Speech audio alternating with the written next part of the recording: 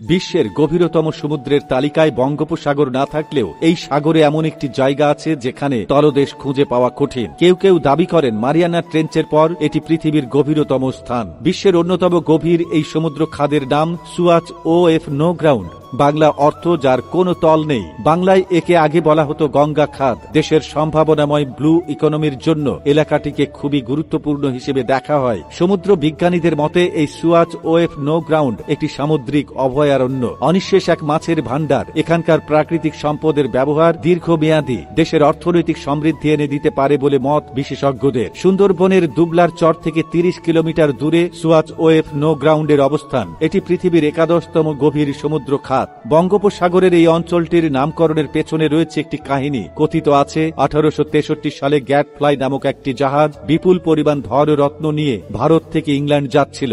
বঙ্গোপসাগরে ঝড়ের কবলে পড়ে ডুবে যায় 212 টন ওজনের ব্রিটিশ গানবোটটি। সেটির আর কোনো খোঁজ পাওয়া যায়নি। ভারত তখন ব্রিটিশ উপনিবেশ। গ্যাটফ্লাইয়ের খোঁজে পাঠানো হয় অন্য একটি জাহাজ। সে জাহাজে থাকা জরিপকারীরা এই এলাকায় কোনো সমুদ্রের তলদেশই খুঁজে পাননি। তখন এর নাম দেয় সুয়াচ OF নো গ্রাউন্ড। স্থানীয় জেলেরা অঞ্চলটিকে বলে নাই বাম। জরিপকারীদের মতো জেলেদেরও নাম দেওয়ার কারণ একই। এই বাম হল জেলেদের সমুদ্রের গভীরতা মাপার একটি একক। তারা ফুট বা মিটারে গভীরতা মাপে না, 10 বাম 20 বাম এভাবে মেপে থাকে। কিন্তু এই এলাকাটি এতই গভীর যে কোনো বামই ধরে না। সেই ব্রিটিশ জাহাজ ডুবে যাওয়ার 150 বছর পর এই স্থানটি নতুন করে নজরে আসে 2014 সালে। এর আয়তন 1,73,800 হেক্টর বা 1,500 বর্গ মাইল এলাকা জুড়ে বিস্তৃত। গড় গভীরতা প্রায় 2,600 মিটার অর্থাৎ 2.5 কিলোমিটারেরও বেশি। কোন কোন এলাকায় এর চেয়ে গভীর। সাধারণভাবে মনে করা হয় অঞ্চলটি 1,25,000 বছর আগে সৃষ্টি হয়েছে। এখানে থাকা সামুদ্রিক প্রাণীর মধ্যে